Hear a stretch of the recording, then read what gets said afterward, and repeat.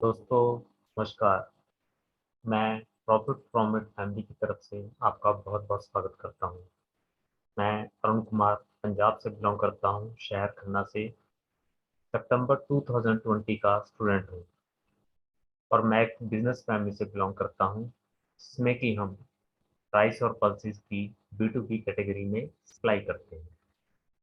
दोस्तों, मैं यहाँ पर प्रॉफिट फ्रॉम इट के फाउंडर मिस्टर पीयूष पटेल जी का बहुत बहुत धन्यवाद करना चाहूँगा, जिन्होंने कि हमें 4 मंथ के कोर्स के बीच में सब कंपनीज का डाटा इस तरह से अंडरस्टैंड करना सिखाया कि हम आज इंडिपेंडेंटली खुद कंपनीज के ऊपर रिसर्च करके इन्वेस्ट कर सकते हैं। और पीयूष पटेल सर को दिसंबर 2021 में इनर रिव्यू मैगजीन की तरफ से टॉप 10 स्टॉक मार्केट ट्रेनर्स के तौर पर चुना गया, जो कि हमारे लिए बहुत ही गर्व का विषय है। तो दोस्तों, आज हम बात करेंगे डॉक्टर लाल पैथलैब के बारे में, जो कि डॉक्टर अरविंद लाल जी की तरफ से एक बहुत ही बढ़िया कंपनी इंडिया को दी गई है। तो दोस्तों, इसी सफर पर आगे चलते हुए हम बात करेंगे डॉक्टर लाल पैथलैब के बारे में। दोस्तों, ये कंपनी आज हमारे पास हेल्थ केयर सर्विसेज के सेक्टर के अंडर लिस्टेड है शेयर मार्केट में।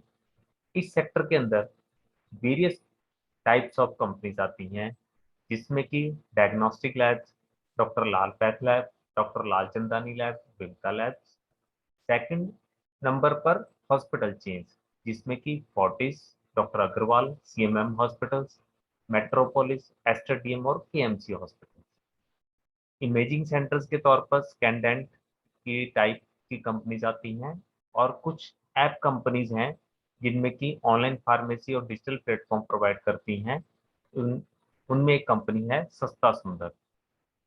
ट्रेडिंग ऑफ डायग्नोस्टिक इक्विपमेंट के तौर पर भी इसमें कई कंपनीज आती हैं, जिसमें कि एड डायग्नोस्टिक एक कंपनी है।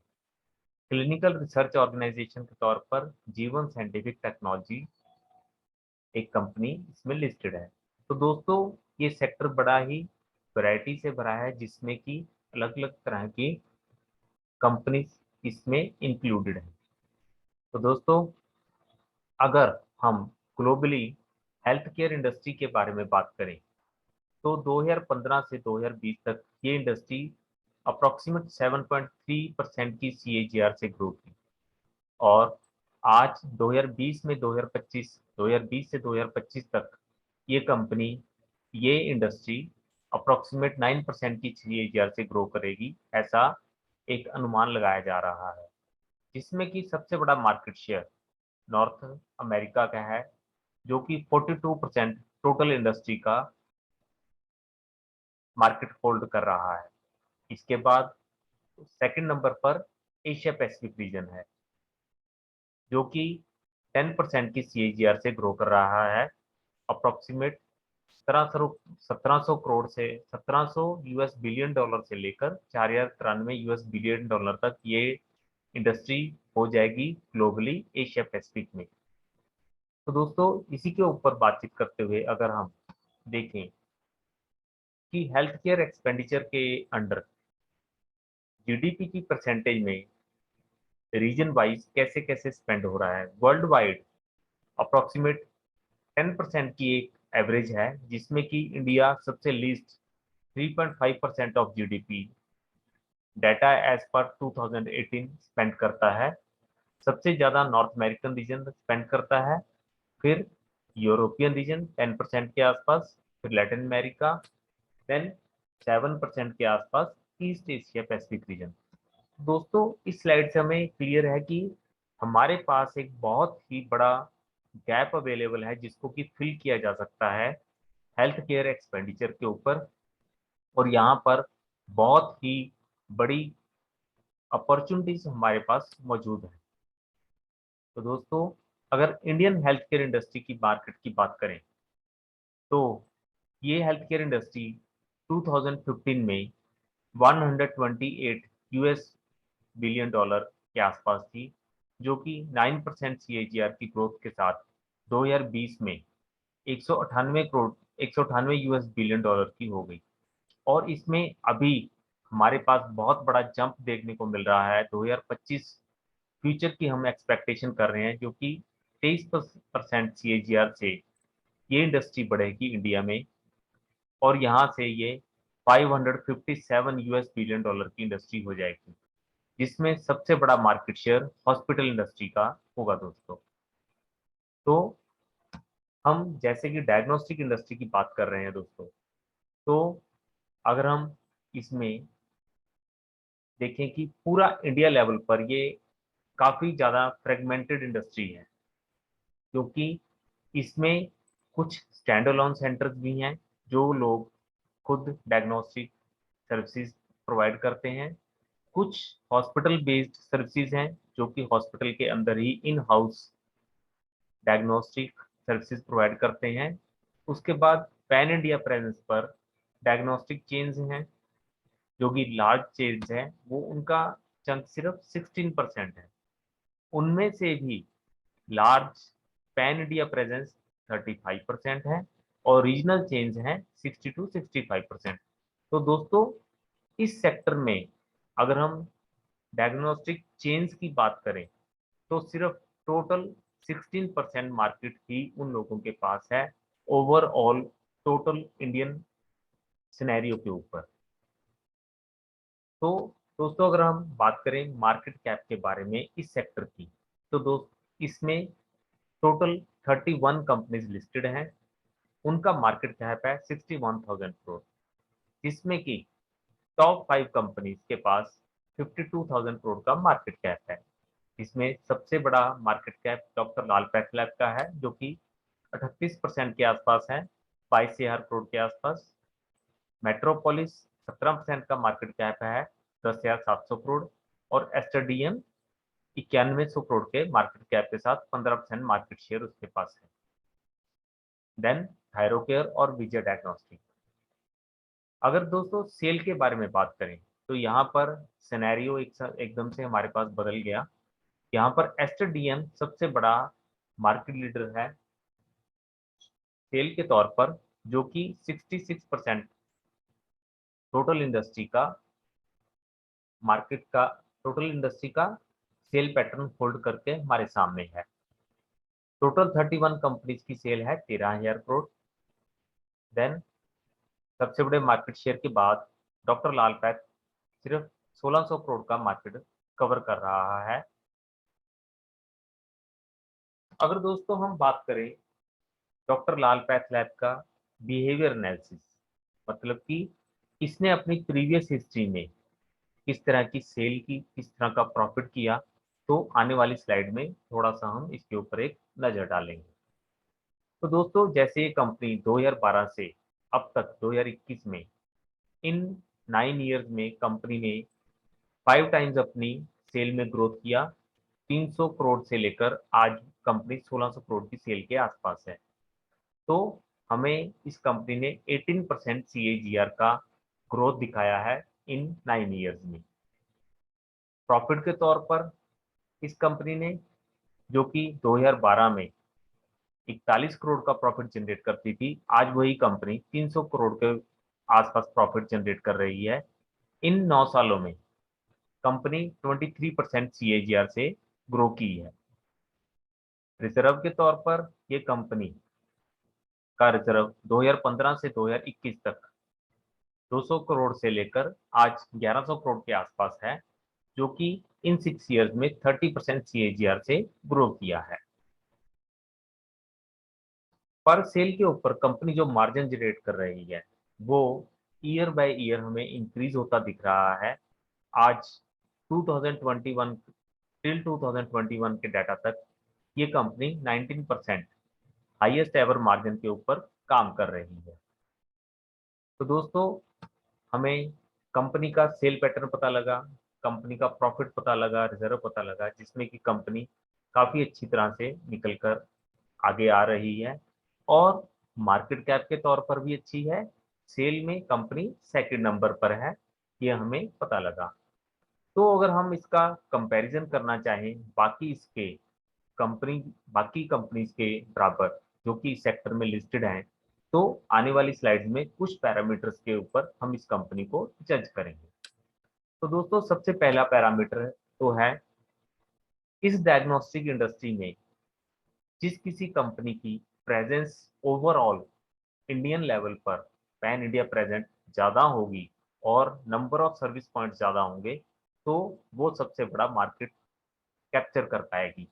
यहाँ पर क्लिनिकल लैब्स के तौर पर 231 क्लिनिकल लैब्स हैं डॉक्टर लाल पैथ लैब के पास, जबकि बाकी कंपनीज के बाद उनके कंपैरिजन में काफ़ी कम है। यहाँ पर टेस्ट पैनल्स के तौर पर 471 टेस्ट पैनल्स हैं कंपनी के पास। पेशेंट सर्विस सेंटर्स 3700 के आसपास हैं। पिकअप पॉइंट्स 9000 के आसपास हैं। और पैथोलॉजी टेस्ट हैं जो कंपनी अप्रोक्सीमेट 2600 पैथोलॉजी टेस्ट करती है। Radiology and cardiology test company 1900 के आसपास करती है, जबकि बाकी कंपनीज थायरोकेयर जो कि ग्रीन में है बहुत कम फिगर शो कर रहा है। मेट्रोपोलिस जो कि हॉस्पिटल चेन है, सिर्फ यहाँ पर ही पेशेंट सर्विस सेंटर में एक जगह पर हमारे पास है। तो इस तरह से डॉक्टर लाल पैथ लैब अपनी प्रेजेंस के कारण सबसे आगे आता हुआ हमें दिख रहा है। दोस्तों अब हम बात करते हैं उन पैरामीटर्स की जिनके ऊपर की हम बाकी कंपनीज के साथ इसको कंपेयर करेंगे। तो सबसे पहले आता है नेट प्रॉफिट मार्जिन कि कंपनी अपनी कोई भी सर्विस के बाद कितना मार्जिन जनरेट कर रही है। यहाँ पर थायरोकेयर का सबसे ज्यादा मार्जिन है जो कि एक निच प्लेयर है, मीन्स वो थायराइड रिलेटेड सर्विसेज में ही इंक्लूड है, जो कि बहुत बड़ी वैरायटी नहीं है, लेकिन अपने सेगमेंट में ही ये 23% का मार्जिन जनरेट कर रहा है। डॉक्टर लाल पैथ लैब जो कि डायग्नोस्टिक में है वो 19% का मार्जिन जनरेट कर रही है। मेट्रोपोलिस जो कि हॉस्पिटल चेन है 18% का मार्जिन जनरेट कर रही है। एस्टर डीएम जिसकी हमने सेल देखी थी काफी ज्यादा थी, वो सिर्फ यहाँ पर 2% का मार्जिन जनरेट कर रही है। तो दोस्तों अगर हम पैरामीटर देखें डेट टू इक्विटी कि कंपनी के ऊपर कितना उधारी है और उसके अगेंस्ट उसके पास इक्विटी के अगेंस्ट कितनी उधारी है। टोटल इक्विटी मीन्स कंपनी का शेयर होल्डर और कंपनी के प्रमोटर की दोनों की इक्विटी मिलाकर। तो यहाँ पर मेजरली कंपनीज बहुत कम डेट वाली हैं। सिर्फ एक कंपनी है कोवई जो कि 117% ऑफ इक्विटी के साथ हमारे सामने यहाँ पर प्रेजेंट है। बाकी कंपनीज बहुत ही निग्लिजिबल डेट के साथ हमारे सामने। इंटरेस्ट कवरेज रेशो की दोस्तों अगर बात करें तो ये कंपनी की हेल्दीनेस शो करता है, जिसमें कि जो कंपनी ने बोरिंग की हुई है उसके अगेंस्ट कंपनी कितना रेवेन्यू जनरेट कर पा रही है और उस रेवेन्यू से कंपनी के पास कितनी कैपेसिटी है उस बोरिंग के फाइनेंस को कवर करने की। तो यहाँ पर लाल डॉक्टर लाल पैथ लैब के पास अप्रोक्सीमेट 400 टाइम्स अपने फाइनेंस को कवर करने की कैपेसिटी है। वहीं मेट्रोपोलिस के पास 250 टाइम्स, एस्टर डीएम के पास 200 टाइम्स, थायरोकेयर के पास 150 टाइम्स। और सस्ता सुंदर नेगेटिव में है दोस्तों, और ये बड़ा ही कॉशियस साइन है सस्ता सुंदर के लिए। दोस्तों इन पैरामीटर्स के साथ हमने देखा कि doctor Lal path lab major companies के साथ हमारे सामने इक्वली गुड उभर कर आ रहा है। अगर हम देखें डॉक्टर लाल पैथ लैब कहाँ से रेवेन्यू जनरेट करता है, तो ये सेगमेंटल रेवेन्यू कोविड से पहले नहीं था क्योंकि सिर्फ नॉर्मल टेस्टिंग ही अवेलेबल थी, लेकिन अब ड्यूरिंग दिस 2 इयर्स ये हमारे पास डाटा अवेलेबल है। यहाँ पर नॉन कोविड सेगमेंट 43% से इंक्रीज किया है, जो कि कंपनी का एक बेस है। और कोविड सेगमेंट की ग्रोथ 24% है, जो कि हमें स्लाइड में देखने को मिल रहा है। 9 मंथ 2021 में जो कि 900 करोड़ के आसपास था, वही नॉन कोविड सेगमेंट 1300 करोड़ के आसपास हो चुका है। और कोविड एंड अलाइड सर्विसेज जो कि 267 करोड़ के आसपास थी, वो 330 करोड़ के आसपास हो चुकी हैं। तो इस तरह से कंपनी का नॉन कोविड और कोविड सेगमेंट रेवेन्यू जनरेट कर रहा है। अब दोस्तों इस स्लाइड में देखें तो क्वार्टर ऑन क्वार्टर बेसिस जो कि नॉन कोविड सेगमेंट है, कंपनी का शुरू से ही काफी अच्छा है और इस क्वार्टर 3 में कंपनी ने 438 करोड़ का रेवेन्यू यहाँ से जनरेट किया है। जो कि कोविड सेगमेंट है वो 49 करोड़ का प्रॉफिट जनरेट किया है और कोविड एंड अलाइड सर्विसेज 2 यहाँ पर कंपनी ने इस तरह से प्रॉफिट जनरेट किए हैं। मेजर कंपनी का नॉन कोविड सेगमेंट ही प्रॉफिट जनरेटिंग है। तो कंपनी के सेगमेंटल रेवेन्यू के बाद अगर हम बात करें तो मेजर वो क्या चीज है वो जो कि कंपनी के मार्जिन्स को इफेक्ट करती है, वो है दोस्तों कंपनी की कॉस्ट। उस कॉस्ट में मेजरली 9 मंथ में 1251 करोड़ का टोटल मेजर कॉस्ट के तौर पर खर्चा था, जिसमें कि सबसे ज्यादा मटेरियल कॉस्ट थी 31%। उसके बाद सेकंड मोस्ट खर्चा था 22% अदर एक्सपेंसेस का। देन एम्प्लॉय बेनिफिट 21% था और सैंपल कलेक्शन 18%। इसमें कि मेजर कॉस्ट के तौर पर हमें खर्चा 904 करोड़ से इंक्रीज होता हुआ 1251 करोड़ पर देखने को मिल रहा है, जो कि 39% की इंक्रीज है। यहाँ पर सबसे ज्यादा इंक्रीज इनके 32% इंक्रीज हुई, मेजर कॉस्ट जो कि 31% है। और उसके बाद सैंपल कलेक्शन में भी इनकी इंक्रीज हुई 55% के आसपास, जो कि इनका फोर्थ मोस्ट खर्चा है 18%। तो दोस्तों इसी के साथ हमने देखा कि कंपनी के खर्चों में इंक्रीज हुआ है, जो कि बड़े खर्चे हैं इनके पास। अगर हम देखें कंपनी में जो लोग ऑलरेडी पैसा लगाकर बैठे हैं तो वो कौन से इन्वेस्टर्स हैं, आज हम उसके ऊपर एक नजर लगाएंगे। शेयर होल्डिंग पैटर्न है कंपनी का दिसंबर 2021 में प्रमोटर्स के पास 56% का स्टेक है और उसके बाद सेकंड मोस्ट स्टेक है फॉरेन पोर्टफोलियो इन्वेस्टर्स का। इंडिविजुअल्स लेस देन 2 लाख 6% का स्टेक है, एनी अदर 4%। म्यूचुअल फंड्स और डोमेस्टिक इन्वेस्टर्स के पास 7% का स्टेक है और इंडिविजुअल्स ग्रेटर देन 2 लाख 2% का स्टेक है। अगर दोस्तों हम इस शेयर होल्डिंग पैटर्न को कंपेयर करें पिछले 5 इयर्स के तौर पर, दिसंबर 2016 और दिसंबर 2021 को कंपेयर करें तो प्रमोटर्स का स्टेक ऑलमोस्ट वहां पर स्टेबल है, लेकिन फॉरेन पोर्टफोलियो इन्वेस्टर्स ने अपना स्टेक 7% से लेकर 25% कर लिया है, जो कि उनको एक भरोसा है इस कंपनी के ऊपर कि ये हमें आने वाले टाइम में वेल्थ जनरेट करके देगी। वहीं इंडिविजुअल्स जिन्होंने लेस देन 2 लाख इन्वेस्ट किया है वो 2% से होकर आज 5% हो चुके हैं, जबकि एनी अदर जिसमें कि रिटेल पार्टिसिपेशन या नॉन डिफाइंड है वो 24% से डिक्रीज होकर 4% हो गए हैं। तो ये दोस्तों शेयर होल्डिंग पैटर्न के बारे में हमने बात की। आज कंपनी अपने सेल्स और प्रॉफिट में कैसे परफॉर्म कर रही है, ये स्लाइड हमें ये दिखा रही है। ईयर 21 में कंपनी ने क्लोजिंग की थी 19% की सेल के जंप के साथ और 31% प्रॉफिट मार्जिन के साथ, जो कि हमें आज यहाँ जो दिसंबर 2021 में क्लोजिंग दी कंपनी ने 39% की सेल ग्रोथ थी और 36% का प्रॉफिट ग्रोथ था, जो कि हम 2022 एंड आते आते अनुमान कर रहे हैं 25% कंपनी सेल ग्रोथ देगी और 15% का प्रॉफिट ग्रोथ के साथ कंपनी ये ईयर एंड क्लोज करेगी।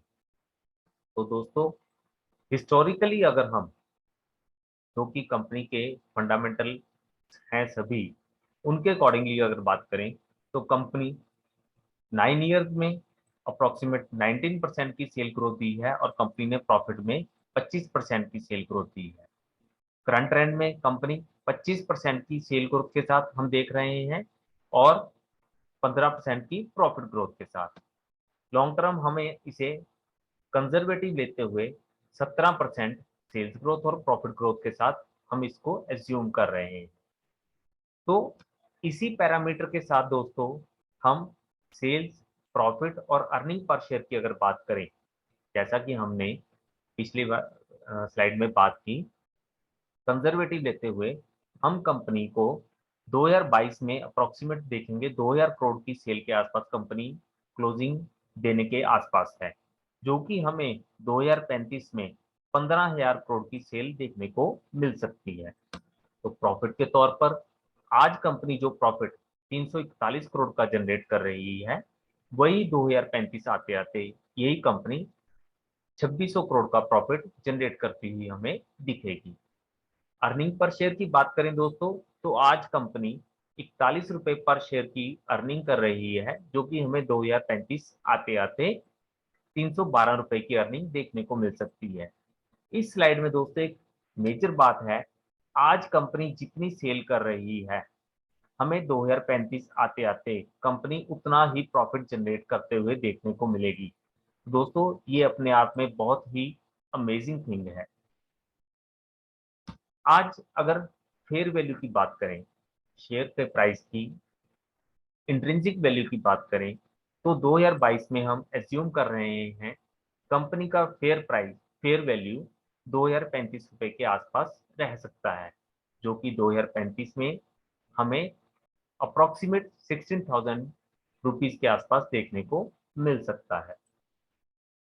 टेक्निकली अगर हम ग्राफ की बात करें, तो 2016 से ये कंपनी शुरू हुई, आज हमें इस कंपनी में थोड़ा सा नीचे कंपनी गिरती हुई दिख रही है, जिसको कि हम 50 मूविंग एवरेज के ऊपर अप्रोक्सीमेट 2100 रुपए के आसपास अकोमुलेट कर सकते हैं for short term target 4100 rupees. दोस्तों ये प्रेजेंटेशन जो बनाई गई थी, ये एक स्टडी पर्पस के लिए है, किसी भी तरह की इन्वेस्टमेंट गाइडलाइंस यहाँ पर नहीं प्रोवाइड की जा रही। आप इस कंपनी में निवेश के लिए अपने इन्वेस्टर अपने फाइनेंशियल इन्वेस्टर से फाइनेंशियल गाइडलाइंस ले सकते हैं। कंक्लूजन के तौर पर इस तरह की प्रॉफिट जनरेटिंग कंपनी 4 से 5% आपके पोर्टफोलियो में होनी चाहिए। इसी के साथ दोस्तों आपका आने वाला समय हेल्दी और वेल्दी हो। आपका बहुत बहुत धन्यवाद।